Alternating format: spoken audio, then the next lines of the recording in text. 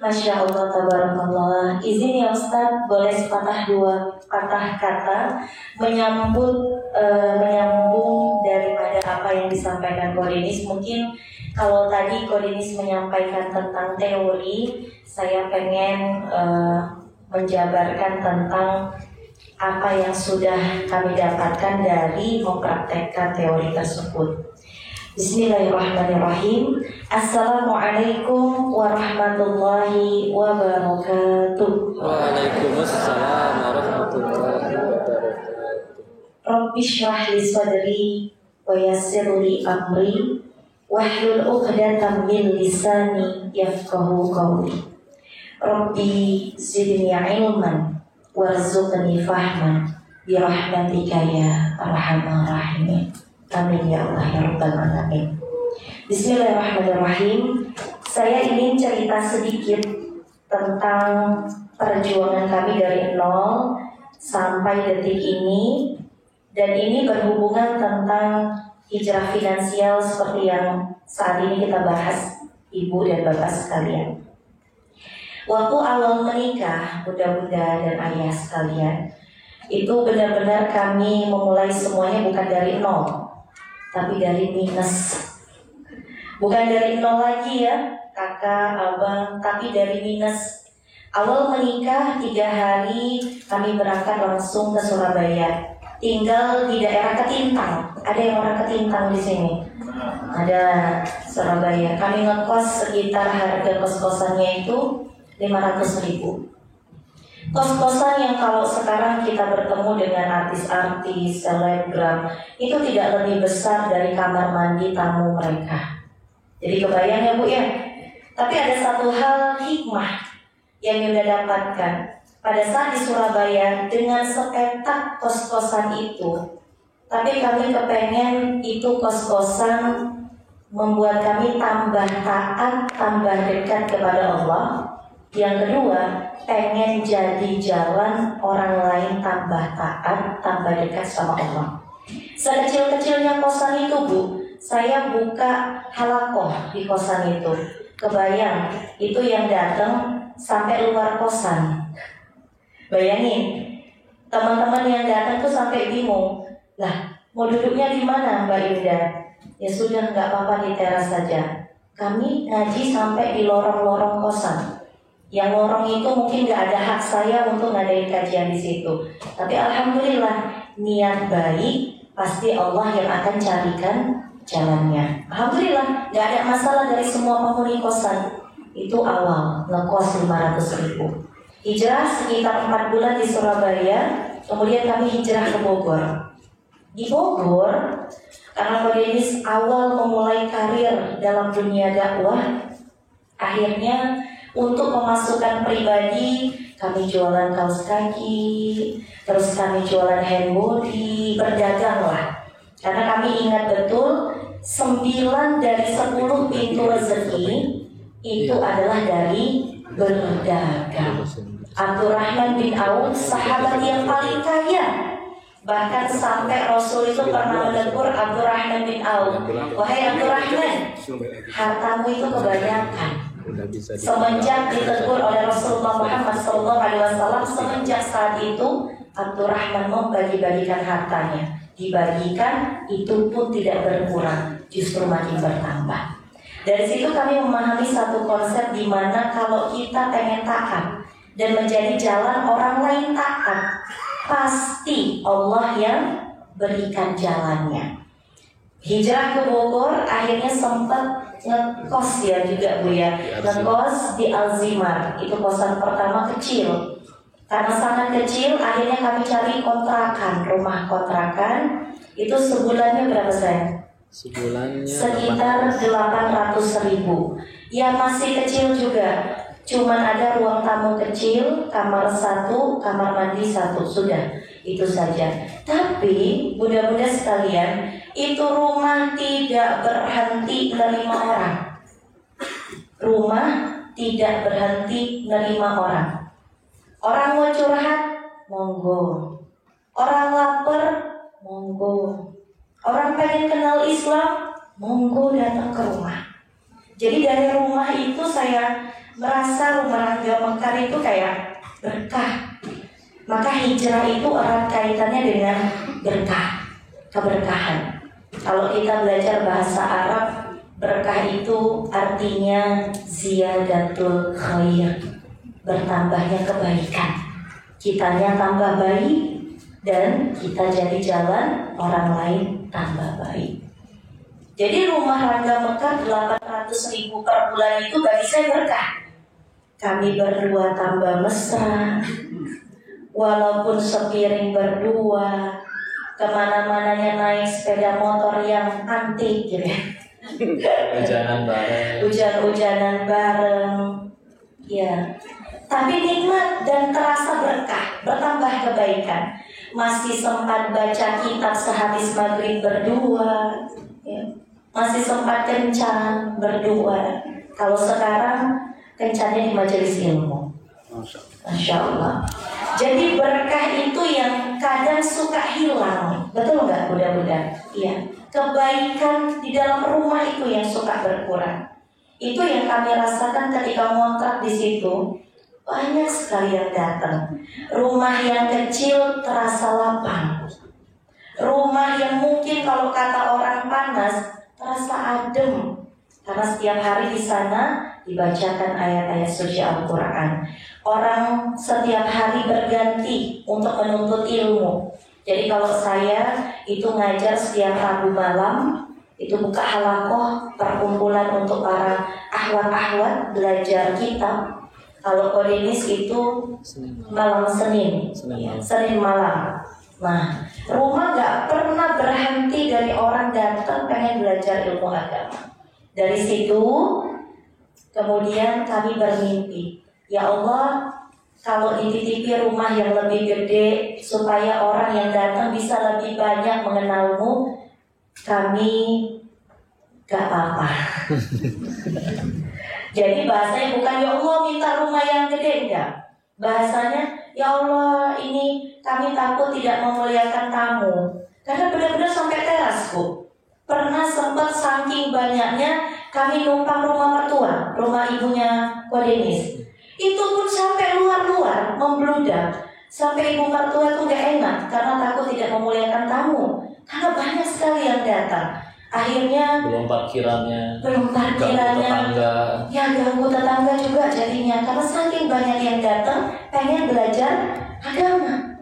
Akhirnya saya tuh kalau habis sholat itu saya doa ke Allah, ya Allah, sekarang banyak sekali yang datang pengen belajar ilmu agama. Kalau dititipi rumah yang lebih gede, saya nggak apa-apa, saya nggak keberatan ya Allah. Mungkin itu doa istri. Dan saya ingat betul, ternyata guru saya itu pernah berpesan seperti ini. Ada 3 doa yang tidak akan tertolak selain doa orang yang terzolimi, ya Bu ya. Kalau doa orang yang terzolimi harus hati-hati. Itu mah kita bikin sakit hati, hari itu juga kita bisa kena sial dalam hidup. Tapi ada 3 ini, doa yang tidak akan tertolak. Apa itu? Yang pertama adalah doa istri kepada suaminya. Jadi para doa yang ibu-ibu, baik Bu ya. iya. Doa yang baik. Jadi ibu-ibu ini jangan pelit untuk mendoakan suami. Doain aja yang baik-baik, meskipun uang belanja diirit-irit, ya, doain aja. Terus doa anak perempuan kepada ayahnya. Terus satu lagi apa sayang? Doa seorang ibu kepada anaknya. Masya Allah. Itu doa itu adalah senjata kita, Bu. Jadi modal ngomong begitu ke Allah, ini saya ingat betul, kalau kita punya niat baik dan untuk menjadi jalan orang lain menjadi baik, Allah yang akan carikan jalannya. Selang dari beberapa waktu, mungkin sekitar setahun, kemudian akhirnya Kodenis ada ide pengen bikin TikTok. Padahal saya tahu beliau adalah manusia tradisional, Bu. Beliau, Bu, untuk update story awal nikah itu gak tahu, Bu. Untuk memilih emoticon untuk balas WA lama banget, Bu. Jadi saya gini, pernah suatu waktu sehabis maghrib, habis bahas kitab itu di Ketintang, di kosan. Kok saya lihat lama banget pegang handphone. Ya perempuan kepo ya Bu ya. Saya melirik ke sebelah kiri, ya Allah, sedang milih emoticon Bu.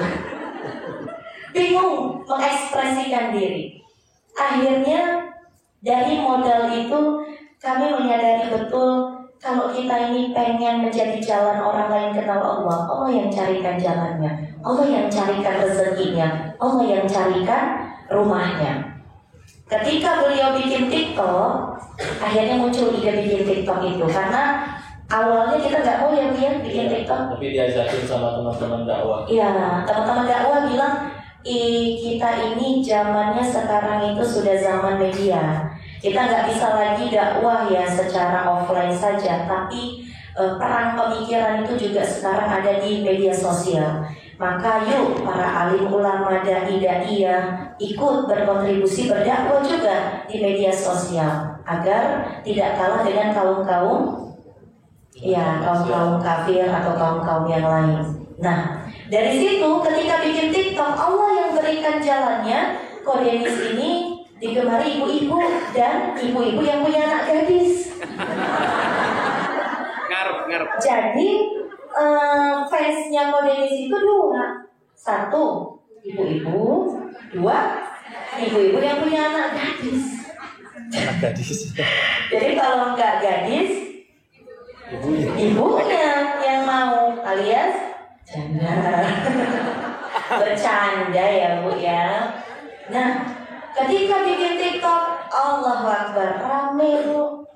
Karena niatnya pengen menjadi jalan kebaikan. Pokoknya hidup untuk menjadi jalan orang lain tambah dekat sama Allah. Dalilnya ada nggak Teh Yuda? Ada. Quran Surat Muhammad ayat 7 ini saja yang kami pegang betul. Bahkan ketika kami punya rumah, alhamdulillah saat ini itu kami pajang di rumah Quran Surat Muhammad ayat 7. Bagaimana bunyinya? In tansurullaha yansurkum wa yuthabbit aqdamakum. Barang siapa yang mau menolong agama Allah, maka Allah pasti akan menolongnya. Pasti ya Bu ya. Pasti ditolong Allah, pasti diteguhkan kedudukannya oleh Allah.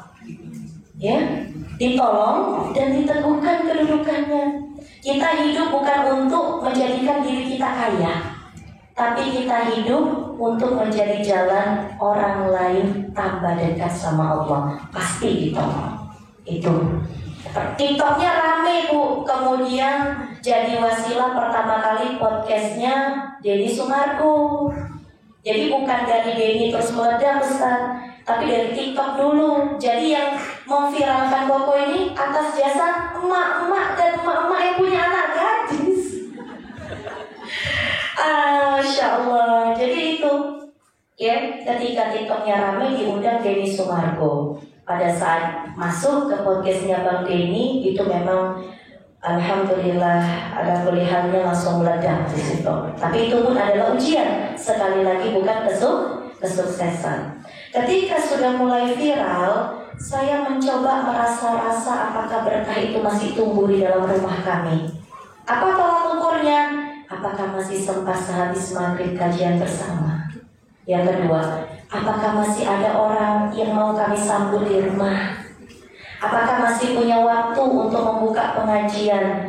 Rasa-rasanya kami sempat bertarung ya Bu ya, karena sempat sulit membagi waktu karena terus kajian di luar dan tidak memiliki waktu untuk open house, menyambut orang-orang yang membutuhkan kami, membutuhkan pengajaran ilmu agama. Sempat berkah itu sempat hilang ya Bu ya, sempat. Jadi rumah itu terasa tidak adem, tidak berkah. Bahkan kami bertemu pun itu jarang. Kalaupun bertemu, kajian. Ya. Tapi itu tidak lama, kemudian bertobat kepada Allah, akhirnya menyadari hijrah itu erat kaitannya dengan berkah. Tidak berapa lama, akhirnya saya masih kepikiran sama doa saya yang dulu. Akhirnya saya doa lagi sama Allah, ya Allah, kalau Engkau titipi rumah sekarang untuk jadi jalan, kami tambah dekat, kami tambah romantis, rumah tangga makin sakinah, dan bisa mensakinahkan hamba-hambamu yang lain. Sekarang saya gak keberatan ya Allah. Akhirnya Ada beberapa tawaran. Pertama masuk tawarannya riba ya Bu ya. Rumah KPR. Iya. Pertama masuk, beres saya doa, Ko Denis bertemu dengan beberapa orang sehabis kajian, tawaran rumah KPR. Beliau tanya sama saya, walaupun beliau udah punya jawaban sendiri sebenarnya. Itulah bentuk suami yang baik ya Pak ya. Suami yang baik itu meskipun dia adalah pemimpin, dia udah punya jawaban sendiri, tapi suami yang baik diskusi sama istrinya. Dan istri yang baik meskipun punya pendirian sendiri, istri yang baik nurut sama suaminya. Kalau begitu adem ayem pernikahan pun, ya. Jadi beliau walaupun udah punya jawaban sendiri diskusi sama saya. Gimana sayang, ada tawaran rumah KPR. Saya ingat lagi, ini rumah kayak dipakai untuk taat. Bagaimana kalau saya ambil jalan yang tidak taat? Maka kami menolaknya. Masuk lagi KPR tolak, masuk lagi tolak. Akhirnya sudah, ya udah ya Allah, terserah Engkau. Kalau memang kami layak untuk menjadi jalan, hamba-Mu banyak mengaji di rumah kami, pasti Engkau yang berikan tempatnya. Alhamdulillah ketemu dengan salah seorang ustadz yang memiliki tanah yang lumayan besar. Akhirnya beliau memberikan tanah itu kepada Ko Denis dengan harga yang sangat murah dan mengatakan kepada kita, silakan dipakai, boleh dicicil. Masya Allah ya Bu ya, silakan dipakai, boleh dicicil, terserah Ko Denis. Buah dari kesabaran. Kadang-kadang kita itu tidak sabar, makanya kita mengambil langkah yang tidak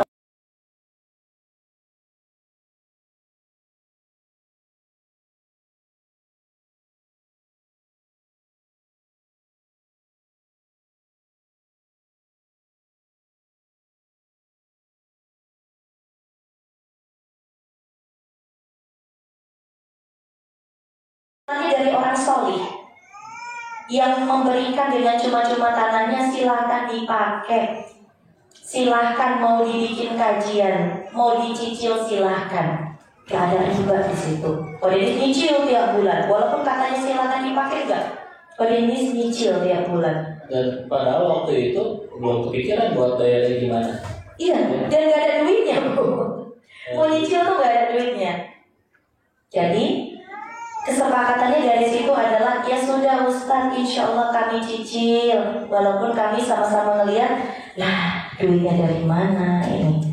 Tapi sekali lagi keyakinan, insya Allah kalau untuk kajian, Allah yang carikan duitnya, Allah yang carikan jalannya. Jadi apa kesimpulannya Bu? Yang pertama, kalau kepengen hidup ini diurus oleh Allah, terutama masalah ekonomi, kita itu akan diuji terhadap sesuatu yang melekat di dalam hati kita. Apa kata Allah? Zuyyina linnasi hubbus syahawati minan nisa wal banin wal qanatiril muqantarati minad dahabi wal fiddah wal khairil musawwamah wal an'am wal 'anf dzalika mata'ul hayatid dunya wallahu 'indahul husnul ma'ab. Bu, kalau di hati kita kecenderungannya anak, pasti diuji kayak kami. Allah belum kasih anak. Supaya apa? Supaya kami terus sabar, terus merasa lemah dan menghamba kepada Allah, sehingga lepas kemelekatan itu dalam hati.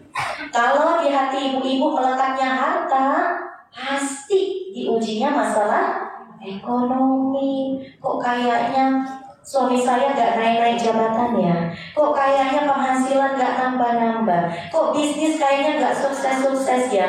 Itu bisa jadi hatinya masih melekat di harta. Lihat Abdurrahman bin Auf, harta itu udah gak melekat Bu di hatinya. Ditegur sama Rasul, Abdurrahman itu hartamu kebanyakan. Abdurrahman semenjak itu selalu dikeluarkan hartanya, gak ada untuk dirinya. Karena apa? Sudah tidak melekat, maka harta tidak menjadi ujian untuk Abdurrahman bin Auf. Begitu selanjutnya, yang melekat suami pasti diuji. Suaminya selingkuh, tiba-tiba udah nikah siri, Demi Allah, Allah melakukan demikian. Kenapa? Hikmahnya apa, Teh Yuda? Supaya kemelekatan di dalam hati kita ini hilang. Yang ada cuma satu, aku hamba Allah, bukan hamba harta. Aku hamba Allah, bukan hamba suami. Aku hamba Allah, bukan hamba anak. Allah pengen kita seutuhnya menjadi hamba, ya Bu. Jadi dari situ saya menyadari betul konsep keberkahan itu ternyata adalah apabila kita mendekat kepada Allah, dan apapun yang kita inginkan dan kita hajatkan itu harus untuk kemaslahatan banyak orang. Contoh, boleh nggak Kak Yunda doa, ya Allah saya pengen punya rumah yang mewah, boleh nggak Bu? Boleh banget. Boleh banget.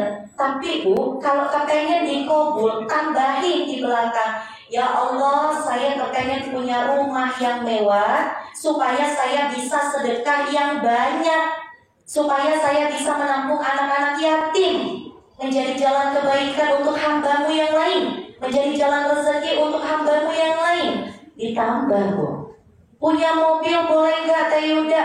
Boleh banget. Tapi ditambah, ya Allah saya kepengen punya mobil supaya kalau tetangga saya sakit, saya bisa bantu antar ke rumah sakit.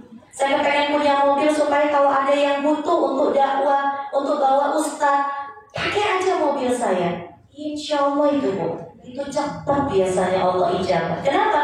Karena dia kaya bukan untuk dirinya, tapi untuk kemaslahatan makhluk hamba Allah yang lain. Begitu ibu-ibu, mudah-mudahan ada hikmah yang bisa diambil, mudah-mudahan bermanfaat untuk kita semuanya. Akhirul kalam, wabillahi taufiq wal hidayah. Assalamualaikum warahmatullahi wabarakatuh. Ada sedikit sebelum ditutup ya, yang tadi disampaikan semuanya tentang cara bisnis dan segala macam, waktu itu kalahnya sama satu, yaitu karena yang masih ada melakukan hal-hal yang Allah nggak suka. Mungkin yang diceritakan di podcast-podcast, ya rumus itu dipakai, tapi saya masih tinggal di lingkungan perjudian, masih jadi bandar judi yang padahal secara matematis nggak pernah kalah, tapi akan selalu kalah dengan hukum Allah. Terus gimana kok? Ya tadi, kok bisa sampai cerita tadi waktu sama Teh Yuda malah mulai dari minus. Itu apa kabar rumus yang tadi disampaikan? Uang yang tadi udah kemana-mana katanya udah banyak, masih ada waktu pulang. Saya pulang masih ada sisa, meskipun tinggal beberapa ratus juta doang. Ya, tapi terus niatnya gini, hijrah nih, tobat nih, sisa uang masih ada buat modal usaha, pasti meledak nih jadi.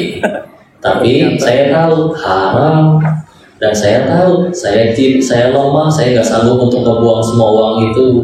Kata Allahnya itu mungkin begini, katanya mau hijrah, masa uangnya masih disimpan, tapi nggak sanggup ngebuangnya. Tenang, akan dikirim para penolong. Datang para penolong. Penipu. Siapa? Penipu. Bukan tipu, datang semua.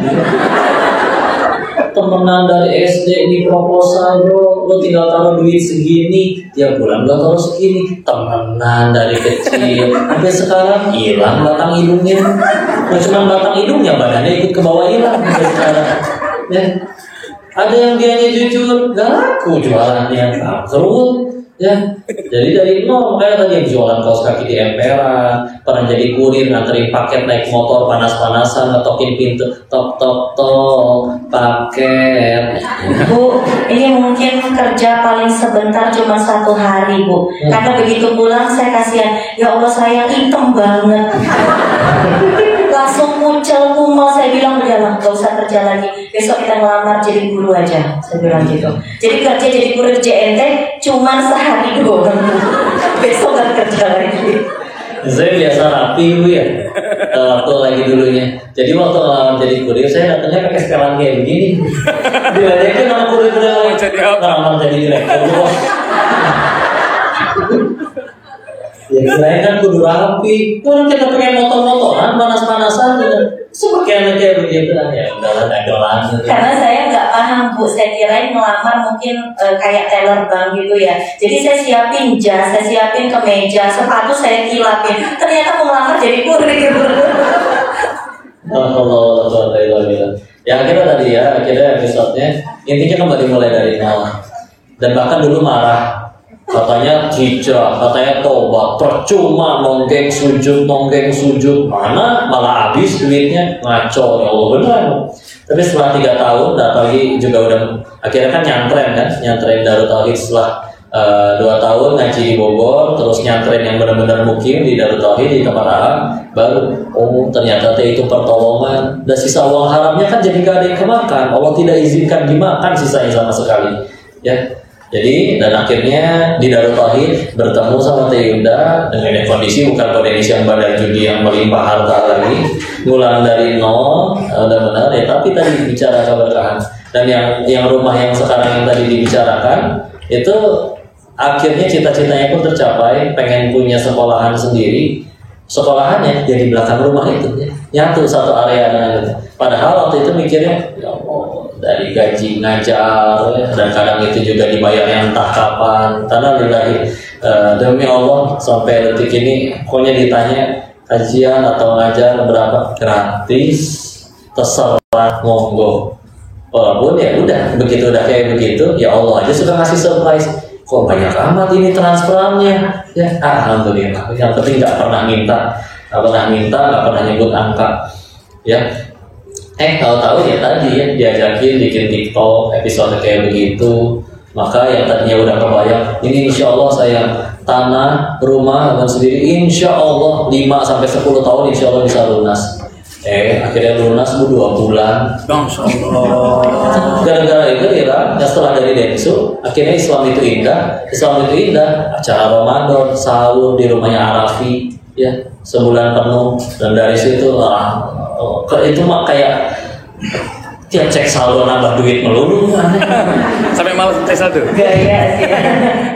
Enggak, tapi sedikit amat dan beda ketika dulu waktu di Thailand dapatnya segitu dan dirasa senang luar biasa, ya blessing in disguise ya, berkah yang tersembunyi. Jadi ngerasa kayak udah latihan terima duit lah, jadi nggak katro lagi gitu. Jadi kan makanya sampai ada istilah OKB ya, apa OKB? Orang kaya blow on. Saya mikir gitu ya, kalau misalkan ujian yang sekarang ini viral ini dari awal pulang dari Thailand, kayaknya malah rusak, malah jadi maksiat, malah jadi hancur. Tapi ya udah, akhirnya sirah dan demi Allah nggak minta sama sekali. Saya ngamalin doa yang justru diprotes sama Teh Yunda, yaitu doa dari guru kami, Coach Stephen Indra Wibowo. Beliau bilang apa coba? Doanya kayak gini kalau habis sholat, ya Allah matikan saya ya Allah. Kalau dakwah saya tidak jadi manfaat selama ini, bukannya nyeritain tentang Allah malah ngagungin diri sendiri, udah mendingan mati daripada nambah kota dosa. Saya tambahin doanya, ya Allah jangan buat hamba populer, jangan buat hamba dikenal orang kalau malah jadi jalan masuk neraka, kalau malah membuat hamba masuk neraka. Makin doa kayak gitu, ya udahlah episode TikTok dan TV dan itu semua yang terjadi. Mohon doanya, mohon nasihatnya, demi Allah yang bicara lebih banyak dosanya. Kau kan Bapak udah tobat, tapi gak pernah dapat SMS selamat tobat Anda telah diterima. Mohon doanya juga. Bismillahirrahmanirrahim. Mudah-mudahan ada manfaat bisa dipetik. Assalamualaikum warahmatullahi wabarakatuh. Waalaikumsalam warahmatullahi wabarakatuh.